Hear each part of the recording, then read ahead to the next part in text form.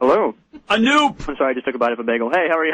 That's good. That's good. That's fine. Well, you swallowed that quick. Hey, I was halfway through, so thank you. Anoop, it is so cool to have you on. I mean, you had such a huge fan base, and here you were pulled back once already. What was it like standing up there last week, knowing that there was no save left, and wondering if you were going to be going home? Well, it was trying definitely, but I think we all have to come to peace with that realization eventually, because we know that there's only going to be one person that's going to win. So even in the top 13, it's like, well, 12 of us are going home no matter what. And of course, I wanted to be that one, but at a certain point, you sort of you find peace with that situation, and you look at the good side of things.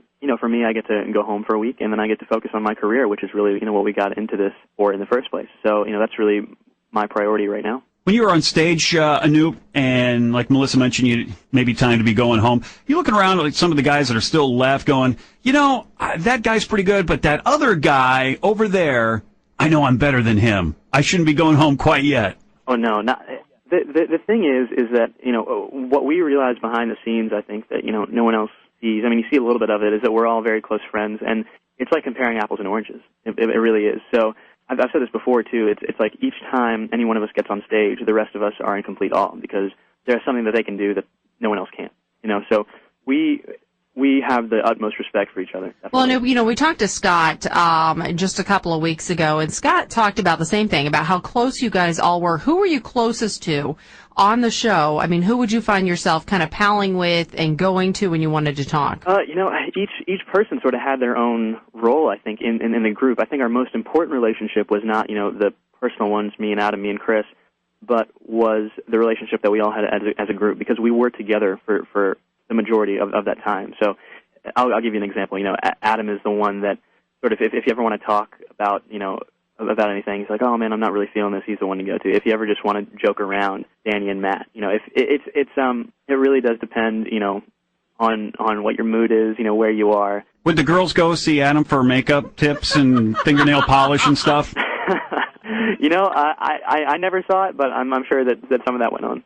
Hey, Anoop, one of the new things this year that we hadn't seen in previous years was that everybody's staying in the mansion. That place looked pretty cool. What's that like? Well, the first time we walked in there, we were amazed, because there should be no reason that anyone has a house that big. But the funny thing about it is, right there were 39 or 40 rooms in that place, and we still had roommates. I still think that that's funny. But it was a very large house, and at the beginning of our time there, it was definitely it wasn't really homey. But as we lived in it, as we came to see it as a place of refuge, it definitely it was part of the experience, a great part of the experience. And the great thing about it is that was our place to sort of relax and unwind. And we all sort of had our own spaces in the mansion, but we also all hung out there as well. So it over the course of time, it definitely became home.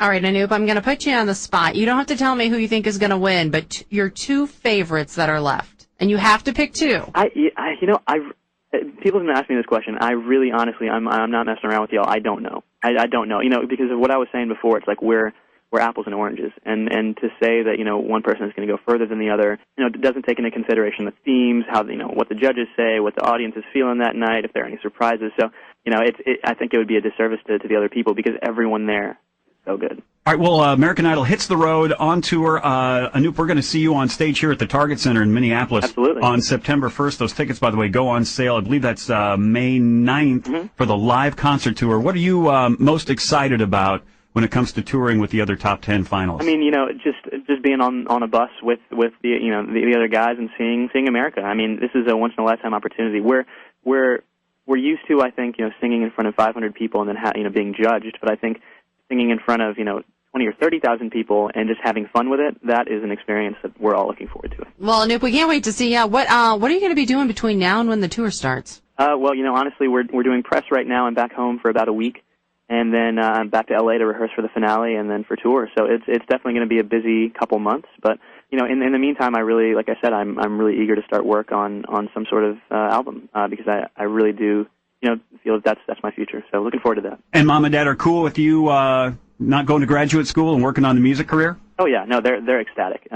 They are my biggest supporters in the world, and they, they want me to do whatever makes me happy, it's really nice to have parents like that. All right, Anoop Desai, class act, Anoop. Thank you so much. Congratulations on your success. We'll see you in a couple months down the road.